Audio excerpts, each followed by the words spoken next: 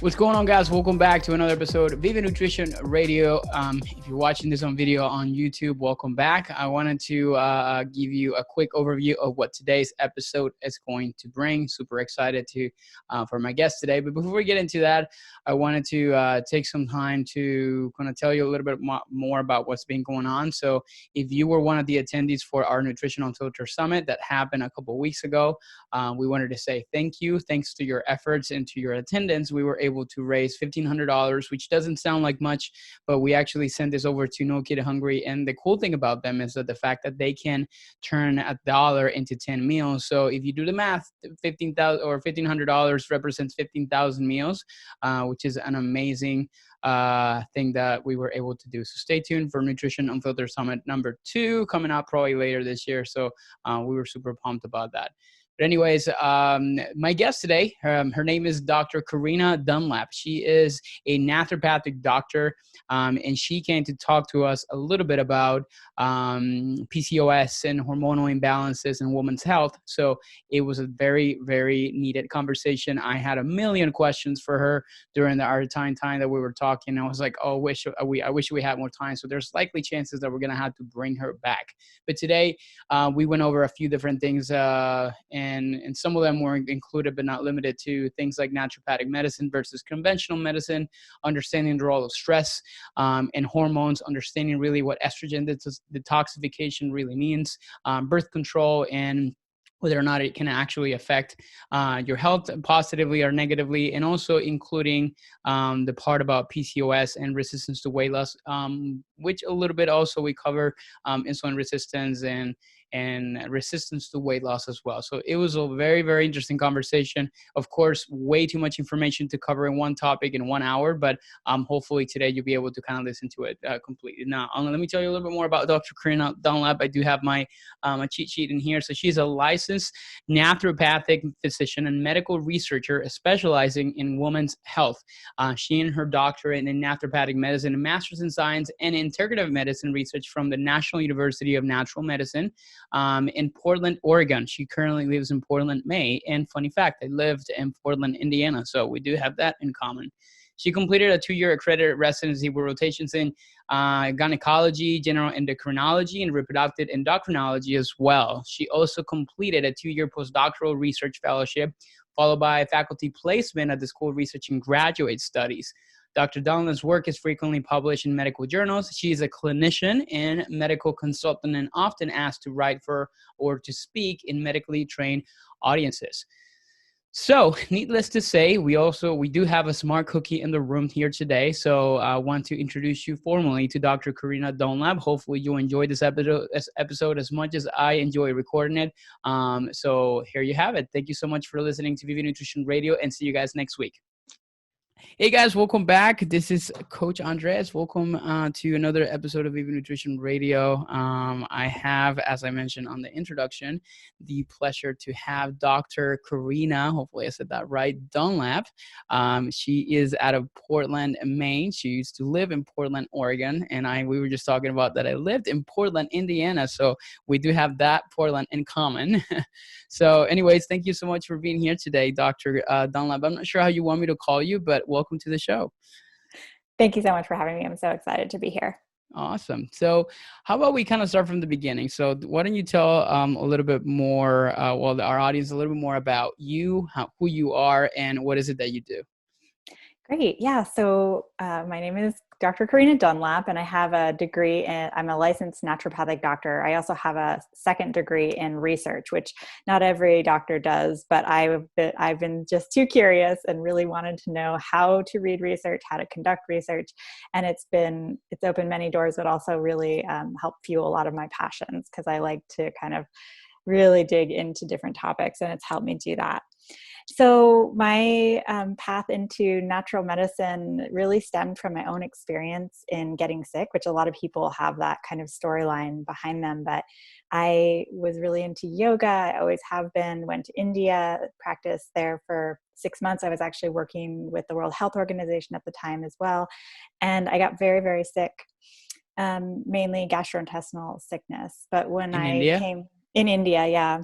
Okay. When I came home, I was treated with antibiotics, very common kind of approach, and yet didn't get really completely better. In fact, that many things about my health kind of derailed at that time after that treatment. And I just noticed things just really not going well hormonally, metabolically, GI distress. It was really kind of a mess for me. And then I found a naturopathic doctor, an Ayurvedic practitioner, and was able to really pursue a path of healing from there that really was hugely eye-opening for me and really deeply helped me heal to a place where much farther beyond where I thought I would even get to. And it was so inspiring that I decided to pursue a career in this, and went back to get my pre-med prereqs, and then applied to naturopathic medical school.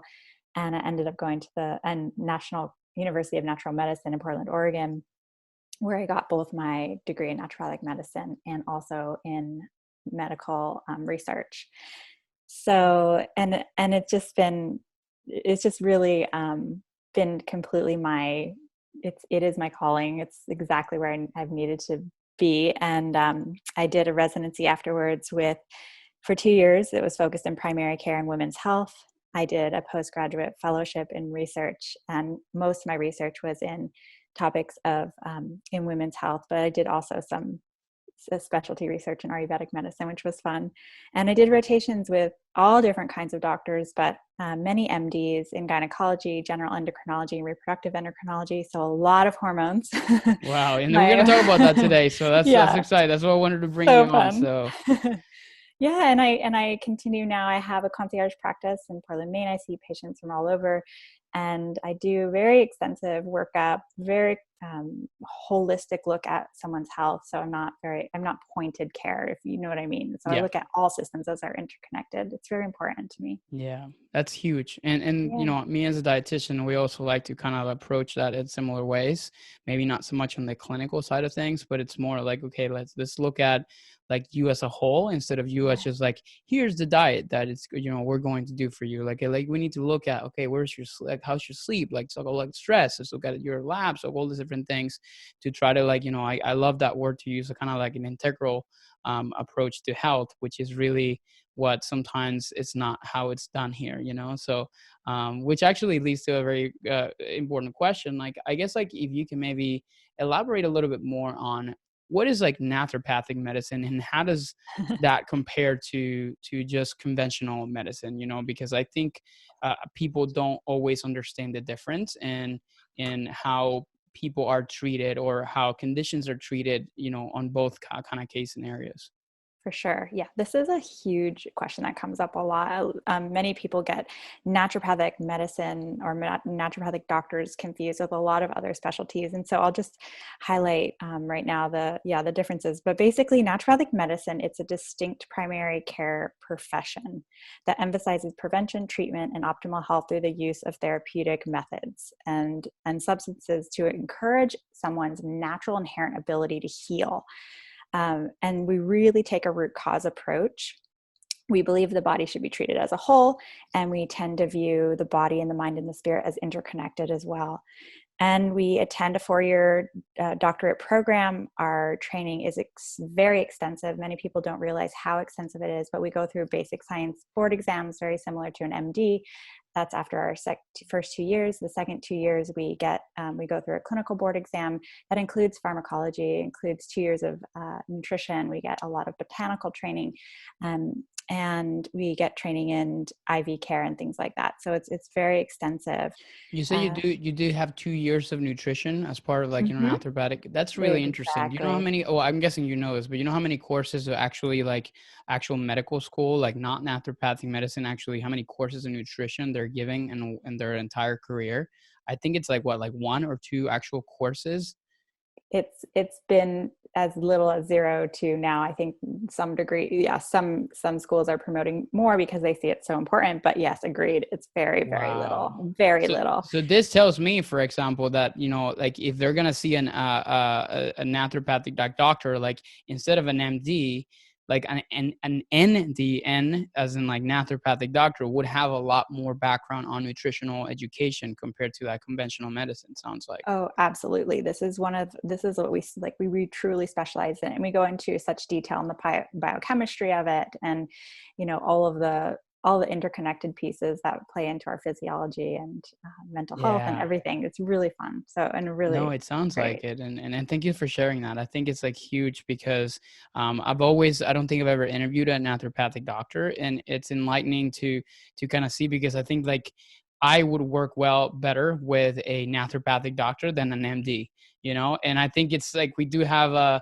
I'm not going to call it a love-hate relationship, but when I did my rotations and I used to live in Texas Medical Center, like sometimes like MDs don't really understand the importance of nutrition have, or sometimes like don't give the credit where credit is due to dietitians that are trying to kind of help improve outcomes and prevention and things like that. So I think that makes a massive difference in here, and kind of hearing it from you, that hey, there is a branch of medicine that actually focuses on nutrition and looks at that specific thing, and not necessarily use pharmacology as a way to like, okay, here's like, here's like this pill, take that to kind of fix that problem. Now, do you guys still do prescription medications and things like that, or you kind of focus more, like you're saying, like the natural approach? We do. We are trained in pharmacology. We absolutely have to know that, and we prescribe that in many states. So it's state dependent, according to our scope. For example, in Washington and Oregon, we can prescribe anything, really almost everything, including controlled substances. But in other states, like right now I'm in Maine, we can prescribe hormones, we can prescribe antibiotics. But and so we do, in cases where we need to prescribe, we can do that. And it's really like, you can look at it as like an integrative approach. So our philosophy is that we want to use the least invasive treatment with the biggest impact, or the most effective treatment with the least invasiveness. And that's kind of our therapeutic order. And I think that's really important to highlight that. So, but if we need to jump up to a higher therapeutic order, meaning something has higher level of invasiveness, we absolutely can do that if needed. But, usually what we're looking to do is a short-term course, as short as possible, with those like pharmaceuticals if we need them, and then really figure out how to build the resilience of that individual and build the base of that individual so we can eventually come off if needed. But Okay. sometimes people need medication, as you know, diabetics, for example, Yeah, type 1. but you don't use it as like a first course of action. You try to understand exactly Exactly. if there's another way that we can kind of fix this, correct? Exactly. That's always our preference. Okay, that's great. Awesome. Well, that's good to know, and to establish this difference. Now let's dive a Yeah. little bit more into, well, your area of specialty, which is women's health, right? So, Mm-hmm. and we do have our audience and a lot of our clients, I think we have closer to about 50 clients, and I think 35 or 40 of them are women. 4 of them actually have conditions like PCOS or thyroid problems. So, and we'll Yeah. get a little more down into that later on into the podcast. But I wanted to maybe kind of like ask some basic questions that I feel like Mm-hmm. our audience and listeners will be able to kind of get a better idea, specifically to Cool. hormones. Yeah. Hormones have a huge impact in our health, right? And you, like, by experience, you understand that, and also with your clients. So what is like, the most important, particularly women, what are some of like the things that people should know about hormones? And you can kind of go this into whether there are specific hormones that people should know about, and how do they impact our health, and do we kind of need to be paying attention a lot into like the balance that needs to exist between that, per se. Not sure if my question is like too like broad, but I just It's kind of okay. wanted to like, because hormones is like such a beast. Like this could be like It is. literally an entire like college course or multiple ones. So Well, by definition, the hormones are a chemical that's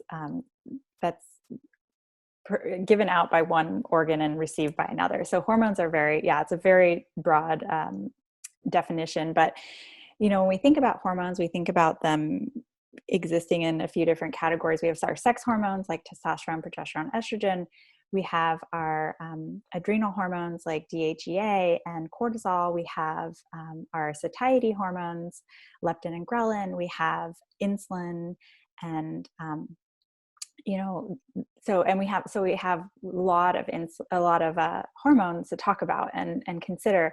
So, and thyroid, of course, we have prolactin, we have hormones emitted by the brain and received by other organs of the body, and kind of back and forth. So a lot of hormones also function in what we call feedback loops.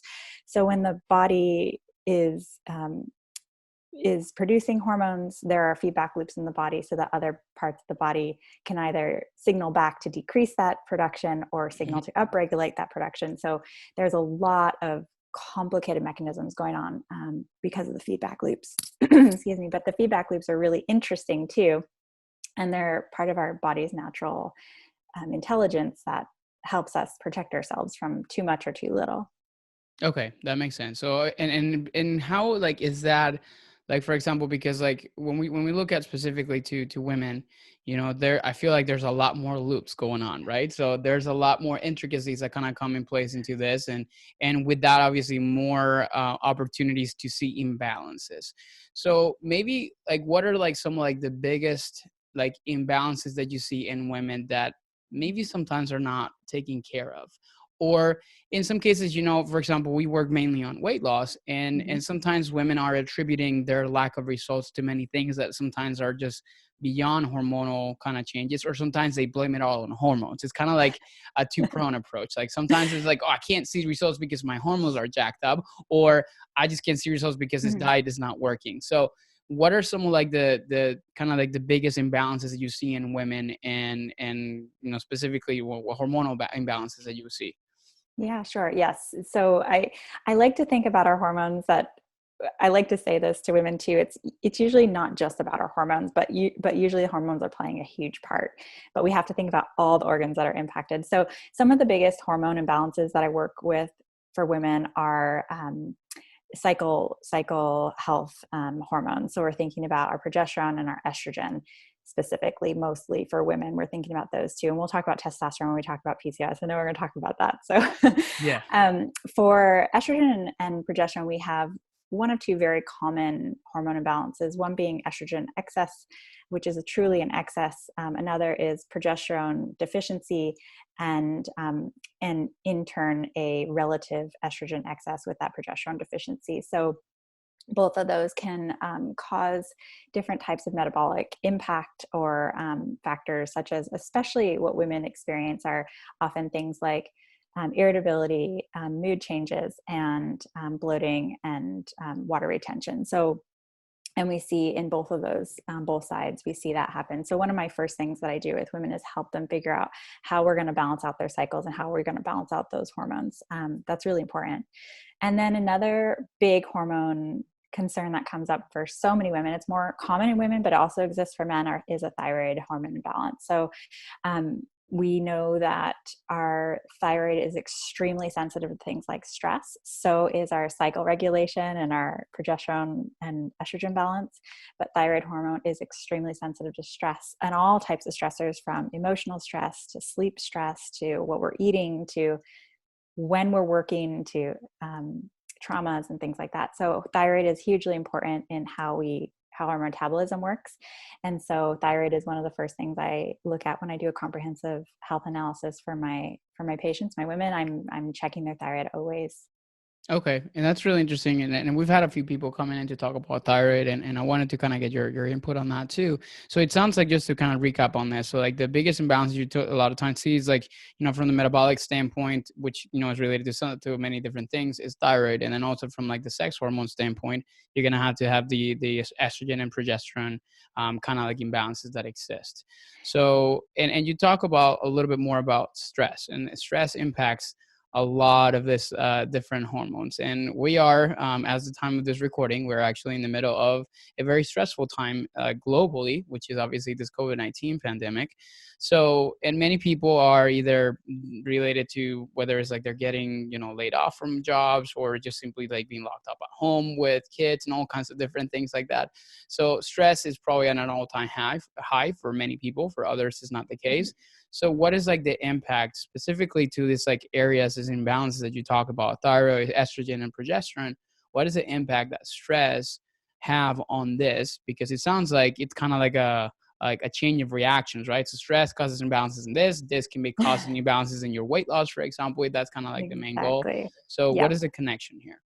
Yeah, so I'm going to back up a little bit and talk a little about what stress is. This is Love something it. I talked with Dr. Heather Zerke about when we talked about stress in our immune system. But basically, stress is a perceived state of being, and it's really important to think about it as a perceived state. So the body either is all of us experience stress differently. We all perceive stress differently, and it depends on our individual aspects. So while we're all experiencing the pandemic that's occurring right now, we all have a different state of perceived stress depending on our different logistics, economic stability, that sort of thing, how our health is at a baseline, and if we're maybe at more risk or less risk or perceived risk. So stress is a perceived state. So that's really important because I think that brings the locus of control back internal to us as individuals, and gives us a little bit more of a knowledge that, okay, it's a perceived state, so maybe I can shift that, or maybe I can do something about that. And I think that's really important. So stress plays has a huge impact on all hormones. But let's go into where stress really starts. So stress, this perceived stress is either going to push us into a fight or flight response, what we think about as like a running from the tiger type response, or Dr. Zuki was also mentioning the friend or befriend, which a lot of women can do too. But let's talk a little bit more about the fight or flight, because we think about that as a increased release of cortisol, DHEA, and adrenaline from the adrenal glands. And when there's an excess output, that often triggers a whole chain of reactions, from increased respiration rate, increased heart rate, the ability to kind of fight or flight, whatever the body is choosing to do at the time. But there is also a way that the body can then come back to a state of normalcy from that. But if the perceived stress is chronic or ongoing, that fight or flight response can have a downstream effect that can hugely impact things like our sex hormones, our thyroid hormones, and our metabolism. Okay. So we can see cortisol and these stress hormones really impact weight fluctuation more often with chronic stress. We see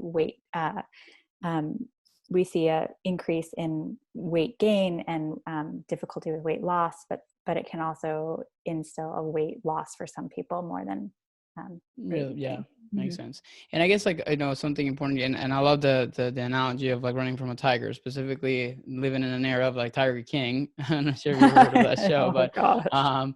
but so it's like you're talking about stress as like a perceived state of being. So, and when you're talking about this, you mean basically that in some cases it's like obviously you got a reaction to an external stimuli or something outside, and it's kind of like the perceived reaction your body has of that specific kind of like stimuli or external factor. In this case, for Mm-hmm. example, like we're getting worried about something. So what you're saying is like we kind of have internally a response that is similar to the same response we would have if we were being in front of a tiger, and it kind of like triggers a bunch of reactions, including like you mentioned here, increased cortisol, DHEA, and basically your adrenals are like on overdrive, and it causes a series of things. But then the problem that you're mentioning is like, well, you're not really running from a tiger, so you don't really need all these kind of changes, but they're still happening, correct? Mm-hmm, exactly.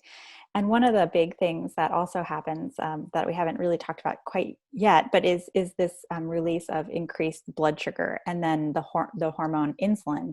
And kind of the intricate relationship there is that if we have this high blood sugar ongoing, we can develop what's called insulin resistance. And insulin resistance is a huge piece in for so many aspects of reproductive health, for so many aspects of metabolic health, and it's what drives type 2 diabetes. And that's one of the risk factors right now we're seeing with the virus too, is diabetes, being people with diabetes having a harder time.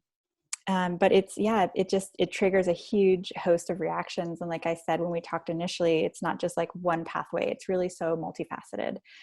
How it impacts the brain, how it impacts the gut, how it impacts the female hormones. But I think about kind of more simply speaking, when we're in a state of chronic stress, the body wants to stop doing basically two things. It wants to protect the vital organs that need to run from the tiger, but it wants to, and keep those going, but it wants to kind of downregulate or stop things like digestion and reproduction. So those things are kind of like secondary to what needs to happen immediately. So a lot of women who are under extreme stress, their hormones from the brain to the ovaries will shut down, and they may lose their periods, for example. With digestion may slow. Secretory IgA, which is one of our main immune globulins in our gut, will decrease, and we can become a host to infection and chronic inflammation. And that can be a whole nother piece of difficulty with long-term metabolism. So it's really, there's so many multifaceted pieces to it.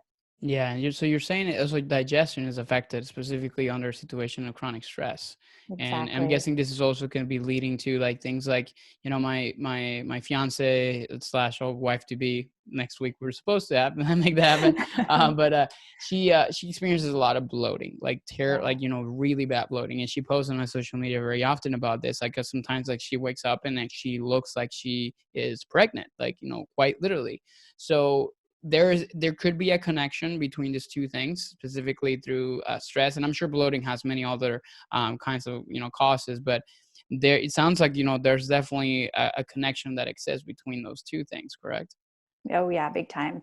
Most of the women that I see, I'm working with their gut. I'm, doing gut panels. I'm looking at the microbiome. I'm looking to see if there are any infections going on in their stool. I'm actually running stool samples for my women's health practice because it's extremely important to help get that piece under control. And then we can also see kind of what the pattern of their cycle, how that's influencing bloating and not feeling bloated. But bloating is a sign that something's off. Something's going on that's not in balance. So it's a really important sign to pay attention to.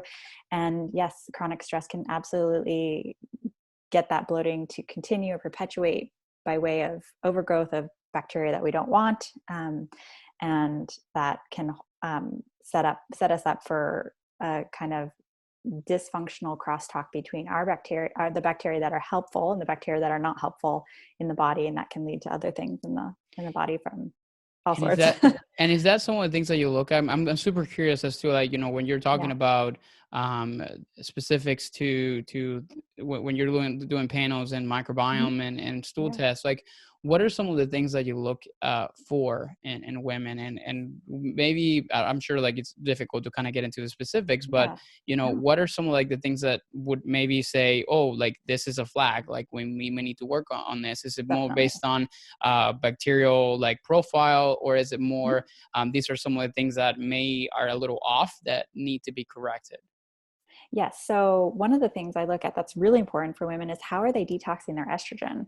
Because one of the ways we detox our estrogen is through the gut. And if we look at a stool sample, we can see that phase 3 detox pathway, whether it's working really well, or if it's deficient, or if it's in overdrive. So in cases where we look at something called beta-glucuronidase. Beta-glucuronidase is released by the bacteria that deconjugate estrogen and either allow it to be reabsorbed by the body or allow it to be excreted. We want to balance, honestly. We don't want women to not reabsorb any of it, but we also want it not to be reabsorbed too much. So it's looking at beta-glucuronidase is a marker that really helps us see how the phase 3 detox is working. So that's really important for women because that has to do with estrogen. Another thing that's really important is just to make sure the microbiome is balanced. So I look for overgrowth of opportunistic infections. I look for parasites, worms. I look for any yeast overgrowth, which can be a big player in somebody who's had a lot of stress, or they've used a lot of antibiotics in the past. And that can set women up for, chronic vaginal yeast infections. It can set them up for rashes, for fatigue, for all sorts of mood imbalances, that sort of thing. So, and then I also look at, what is their digestive function? How well is their pancreas producing their own enzymes to help break down their food and absorb their nutrients? Because that's a huge piece too. Yeah. Our hormones and our hormone regulation and our organ systems need, this more than, this is your area. Like we need to be able to absorb the nutrients that we're eating. And so that's really complex too. And if our gut is not in balance, we'll be most likely not absorbing as well as we could. So there can be some malabsorption issues. Wow. So you're saying that then the imbalances that could exist in our bacteria, like our gut bacteria, can impact specifically in women, and I literally made a note in here, like estrogen detoxification, which is obviously their ability to, and if that's not happening properly, there could be an increase in estrogen when it's not supposed to be there. And that's what kind of leads to that chain of reactions that you talked about earlier. Exactly. Right? So if we're reabsorbing too much estrogen, it can lead to things like growths. And that might be like a polyp or a uterine fibroid, or maybe even a breast lump, even some precancerous things. So we really don't want there to be an over reabsorption of estrogen. When there's and then other things like endometriosis is often fed by excess estrogen in the body. So we have to make sure that, it's not the beta glucuronidase isn't too high, so that phase 3 detox is working well. And then we also don't want too little estrogen being reabsorbed in conditions like perimenopause or menopause. If women don't have enough of their own estrogen left, other things can happen, like bone loss, density. And so it's really interesting. There's like a million questions that now just popped out of my head. And I know we were talking about stress, but this is like, I think because like I get so many questions about women on this kind of part, and it's not my area of expertise. I know, so like, to a certain extent. Now, I guess like, now that we kind of like in this topic of estrogen, I was just talking to my fiance last night. I was like, hey, I'm going to do this podcast with this naturopathic doctor, and she's in women's health. Like, what kind of question would you have for her? And now that we're talking about estrogen and sex hormones, she did ask me the question, like, how does birth control impact this entire thing? And I know, again, this could be an entire conversation, but just like kind of like maybe the short of it, is there kind of like a benefit, pro or con, that exists with birth control, and can that affect also this kind of things that you're talking about, specifically to estrogen detoxification, or increases or decreases of that? Oh, yeah. So, birth control can be given in many different ways. We have hormonal, non-hormonal birth control types. So I'm assuming she's referring to the hormonal birth control type, which can be taken orally, it can be injected, it can be used transdermally. So there's hormonal birth control. And how does that impact, you're asking, the gut? So mainly when we're thinking about how hormonal birth control impacts the gut, we think about oral types first, because that's something you're ingesting. So it's going directly into the gut. All different uses of hormonal birth control can impact our gut, but it is, we think mostly about oral birth control. So we do know that oral birth control can set us up for a shift in our microbiome. It is used as a treatment. It's like the first conventional treatment used for conditions that have irregular menses, things like PCOS, things like endometriosis, things like just cycle irregularity. It is used as a treatment. It's given as a treatment. Women who aren't getting their periods due to stress or due to things like a condition called functional hypothalamic amenorrhea, they are given oral birth control or some form of hormonal birth control to help regulate their cycle. So birth control will impact the way the brain releases its own hormones, and there's like a bit of a kind of a regulation, but a suppression of our own hormone production. Not entirely, but it regulates the brain's emission of our own hormones. And then, yes, it can change the way that the microbiome looks.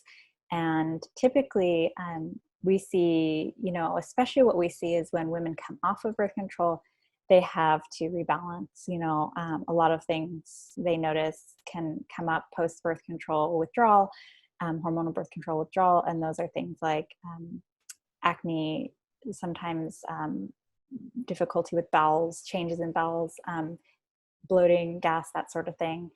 The way that it impacts beta glucuronidase, I'd have to get back to you on that one, but phase 3 detox. Yeah. But yeah, it can definitely have it can be a big player in our gut and our balance of our microbiome. So I think it's something that we're learning more about, but it's really important to talk with women about that when they are considering hormonal birth control. It's certainly like we have, it's an option, and sometimes it's what I use, for women, but it's, it's just Yeah, something it to, sounds like it has like, like many medications. It has like, fixing something that maybe cause some imbalances in other areas from what you're saying. Like, exactly. So it's one of our treatment options, but it's not the only treatment option for a lot of those conditions I mentioned. yeah, that's Yeah. interesting. Like I've always kind of, I was curious about that. So, Yeah. I guess like also talking a little more about this hormonal imbalances, we work with many women that have conditions that are, basically like, well, hormone imbalances are kind of part of that, including, thyroid conditions and mostly specifically PCOS.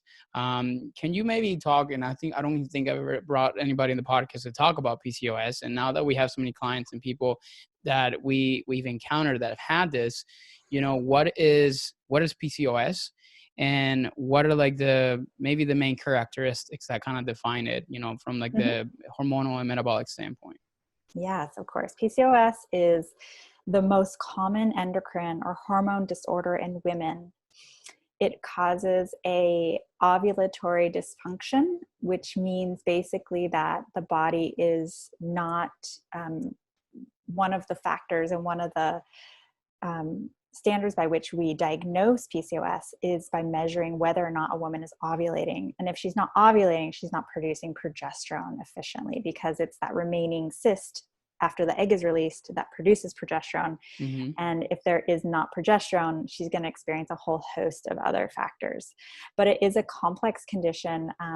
It's characterized by, it's diagnosed by, you have to have two of three things, basically anovulatory or non-ovulating cycles. And that can be sometimes you're ovulating, but not other times you're not. But most of the time, anovulatory cycles, characteristics of excess androgens, which can be measured through the blood, so testosterone, or it can be measured by just clinical exams. So there's signs of acne or excess hair growth for women on the body in areas like the chin, around the nipples, on the upper abdomen, upper back, down the legs, that sort of thing. And then hair loss on the head. We often see hair loss on the head.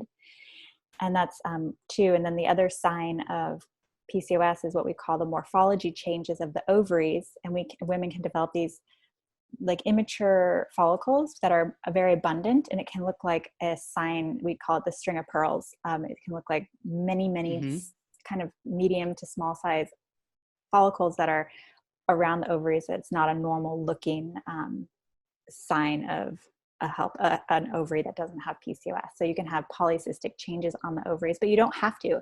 It's a syndrome that's diagnosed by two of those three factors. So you just have to have two of three to make the diagnosis. So many women don't have morphology on the ovaries, but they have the other factors. Yeah. Okay. Yeah. And I guess like, with that, because now we kind of have the definition, like, one of like, from as a dietitian and from a Yeah. nutritional standpoint, there could be an impact that obviously, well, not there can be, there is obviously a bigger impact on metabolism. And many women that I encountered with that have PCOS, they're always told that you're going to struggle with losing weight. Can you tell us a little bit about where that statement comes from? And is there Yeah. really a struggle with weight loss, and can it be overcome? Like, from that perspective. It is a real thing for women with PCOS. It's not all PCOS types are the same though, but most women have an insulin resistant type of PCOS. So insulin resistance is one of the kind of pathogenistic characteristics of PCOS. PCOS is very complex in like why it happens, why it occurs. It can be from way back when, like intrauterine development to youth to adulthood. So it's a complex reason how it kind of develops, but insulin resistance is one of the main things that we see come along with PCOS. And that insulin resistance just basically puts women into more of a preservation mode versus a higher metabolic weight loss mode. And so women with PCOS will often come in and they notice that they're really easy to weight gain and slow to weight loss. It's like they find it very difficult for them to lose weight. And that if you think about insulin, what insulin does, if you think about like, for example, someone who's a type 1 diabetics they release insufficient insulin or no insulin from the pancreas. What happens to them is they start losing weight, even if they're eating like crazy. So there'll be a high hunger, and they'll be unable to gain weight. They're kind of wasting, they're wasting away because they don't have that insulin to help bring the glucose or bring the sugar into the cells. Insulin is like the key that opens the cells to allow the glucose to come in, and they often will have high blood sugar, but inability to get it into the cells because of that insulin piece not there. So when we think about PCOS women, they often have a higher insulin, a higher fasting insulin, and that higher fasting insulin makes the body want to conserve bring the sugar into the cells, which we need somewhat, but we don't want too much storage. We want to be able to also then, and also fat storage will happen, and it makes it difficult with high insulin to lose weight. So it's kind of the opposite of what you think about with somebody with type 1 diabetes. Does that make sense? Yeah, it does. Yeah. So you're saying basically like the PCOS, because of insulin resistance, they have an increased production of insulin. But obviously this like kind of like the way I explain it sometimes is like kind of like the insulin, there's just so much and then trying to knock on the doors of the cells, but then it's kind of like not kind of answering from my perspective, correct? So yeah, so it can be an increase in insulin, but then also a resistance, which means that the receptors aren't necessarily receiving it. Yeah. So it can be kind of one in both, or one in the other. So, and often we see higher blood sugar that puts women who have PCOS at risk for diabetes, type 2 diabetes. It puts them at risk for cardiovascular disease. They're also at risk for uterine cancer because of the way that the not having estrogen balanced out with the estrogen puts us in the state of building tissue. So at high estrogen excess in relationship to deficient progesterone puts us in that relationship of tissue building without. So for example, uterine tissue will build up. They often get heavy bleeding. Then they can be at risk for uterine cancer later on too. Yeah. So there's so many things. Yeah, no, it sounds like, and I guess like, women with PCOS, and also the previous conversation we were having about stress, it sounds like obviously the stress with that, obviously it's kind of like the concoction for a disaster. Like that's when we kind of struggle. So would you agree that I guess like the first kind of step into women that have these conditions, well, everybody really, but even more specifically to people that have these kind of conditions would be like stress management, to at least like not kind of double down on like the insulin issues that may be happening as a result of like, chronic stress, correct? Big time. Stress management is a huge part of the treatment plan for women with PCOS, and then helping to work with that insulin piece. The other hormone to point out about PCOS is that women are a higher risk for hypothyroidism, or underfunctioning thyroid with PCOS.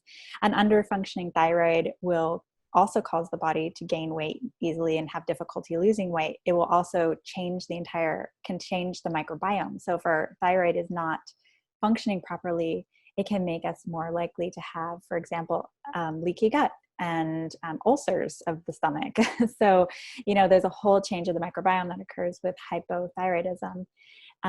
It's really interesting. In PCOS, we've seen this in animal studies, but we can actually do like a fecal microbiota transplant with women with PCOS in animals and see all of their PCOS variables change. So insulin normalizes, their testosterone normalizes, just by changing the whole microbiome. So there's that's the thing that's being studied now, right? Like fecal transplants animals. And things like that. Which exactly.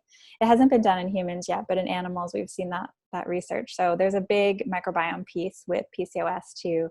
So it's really interesting, super. And speaking about possible kind of treatment, so like this is the kind of part of podcast I like to get super practical, and I love to kind of hear a little bit more about how you kind of but like what kind of like treatment like plans do you usually kind of like put your clients and the people that you work with when they come to you with these kinds of conditions, whether it's PCOS or even people that for a fact that their stress, their chronic stress is causing so many imbalances in their hormones that are leading to obviously things like resistance to weight loss and things of that sort. So what is kind of like your course of action? And I know everybody's completely different, of course, but what are some of the things that you normally do in cases like this?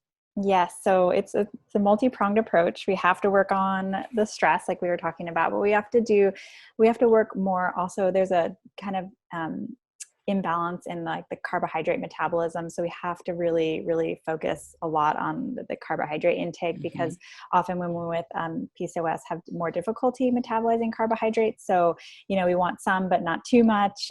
So it's a lot about like how and when somebody's eating, and then what as well. So like those pieces combined.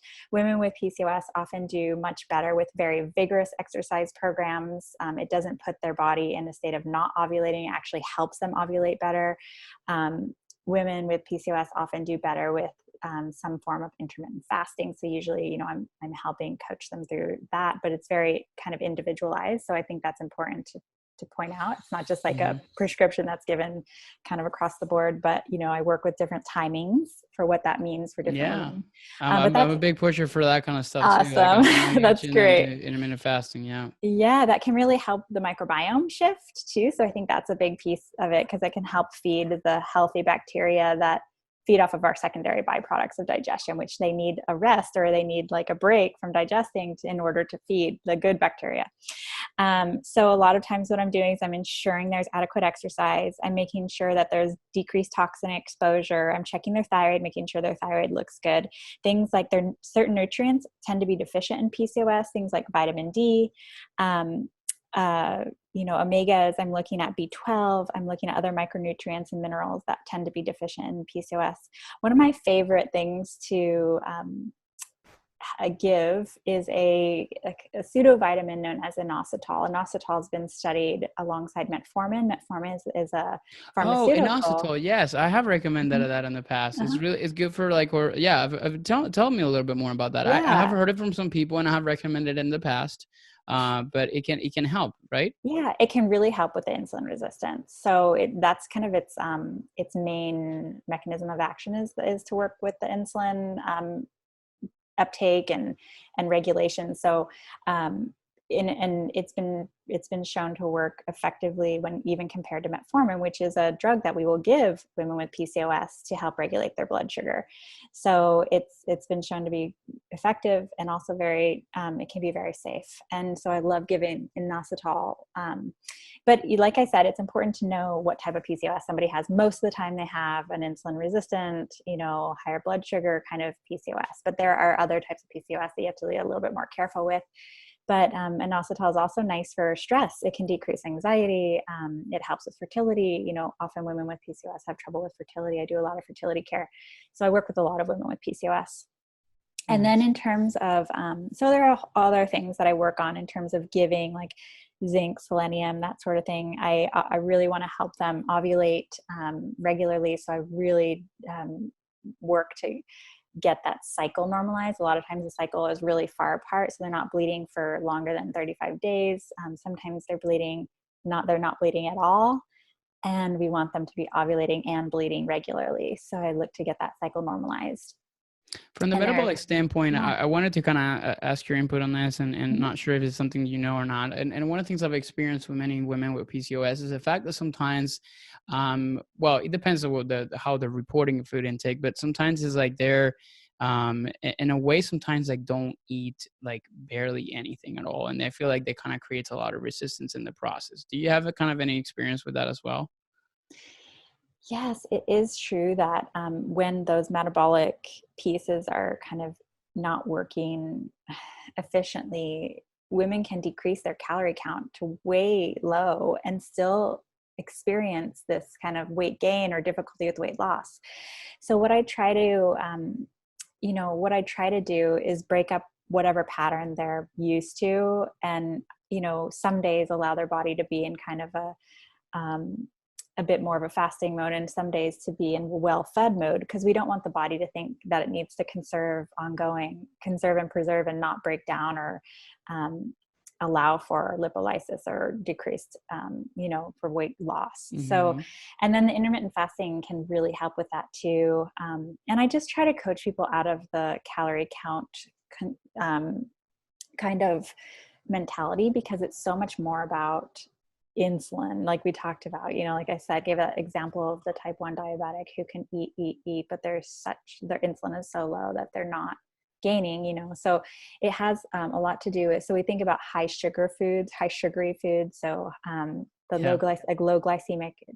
a low glycemic diet is more helpful than decreased calorie decreased calorie consumption for So a adding lot more of fiber and like you make sure you fiber get a lot and more food fats, because it's even yeah, and honestly fats. fats, because fats help with satiety.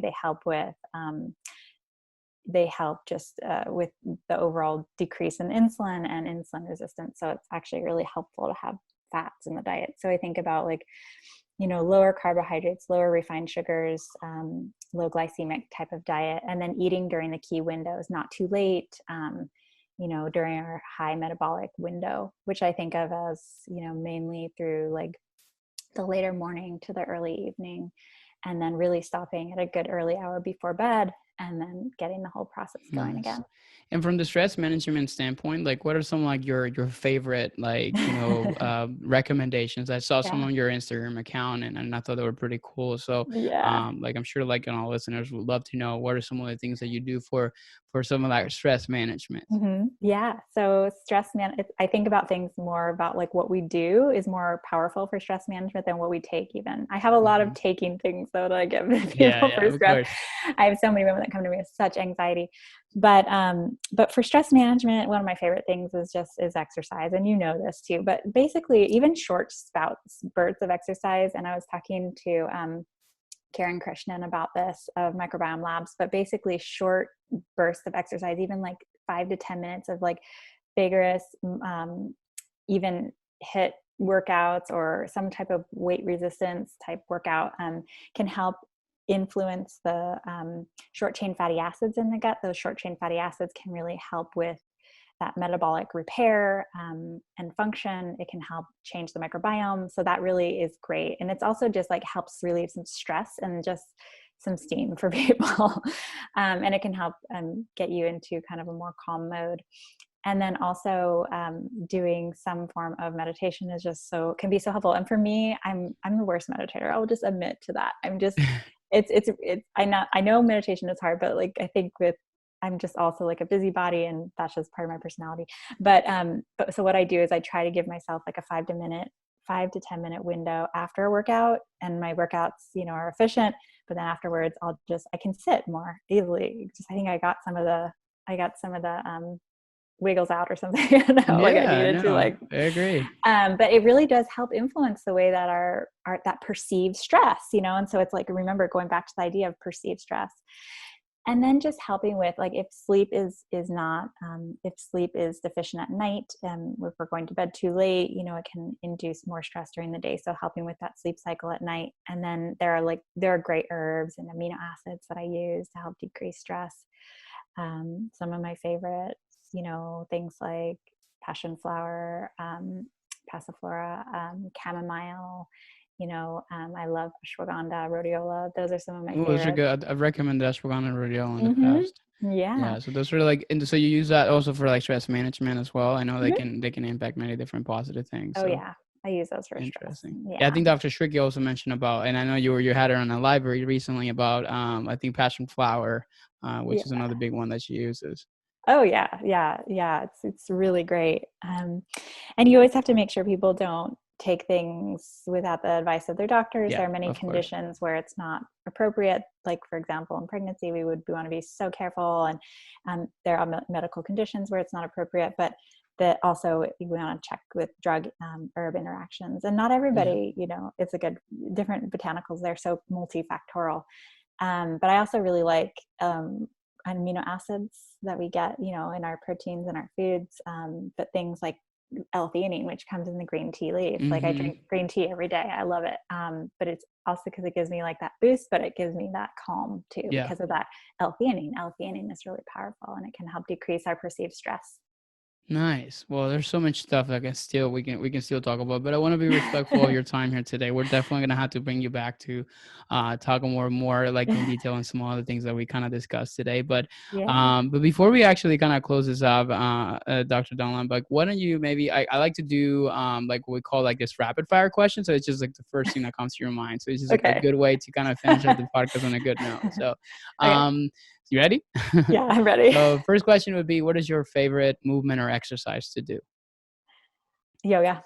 Nice. No, I figured you were going to say that. That was great. Second question would be, what is one book that you would recommend everybody to have on their bookshelves and that you would give somebody?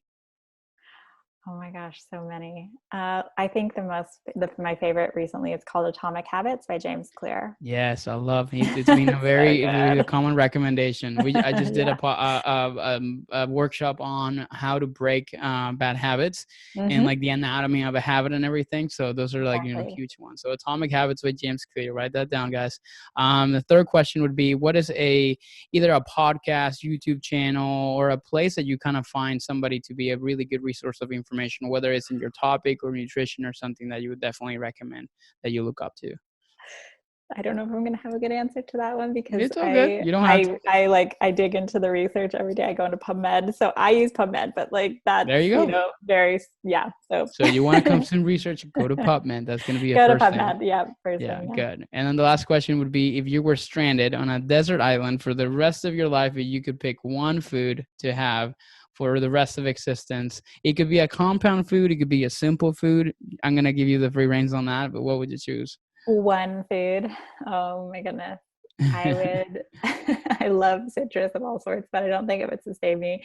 But I love avocados. So, I would probably choose that. Good. There's every time I bring in either doctors or, health professionals, they always have the analytical brand of theirs, thinking of like what's going to be able to make me healthy and like be able to thrive and, for the rest of my life. And then there's the other people that usually I bring in, like, people that just do CrossFit and stuff like that. They're like, oh, pizza all day. Oh, pizza. Yeah. That would give you many different food groups. So yeah. That is awesome. Well, thank you so much for sharing that. So, Dr. Dunlap, how can people find you, chat with you, get connected with you so they can, get more knowledge as far as like the topics that we discuss and beyond, and specifically with women's health? Yeah, so you can reach out to me directly through my email. That's really easy. It's Corina, Corina, at drcorinadunlap.com. My website is www.drcorinadunlap.com. Those are the fastest and easiest ways, and I'm happy to answer your questions. Awesome. So we're going to make sure that we do add all those on the show notes. So guys, if you want to reach out to Dr. Corina Dunlap, make sure that you and also check out her Instagram. We're going to put all those links down in the show notes as well. So Dr. Dunlap, it was a pleasure to have you here today in the podcast. Hopefully we'll bring you back again soon. And once again, thank you so much for being here today. Thank you so much for having me. It was great. Thank you.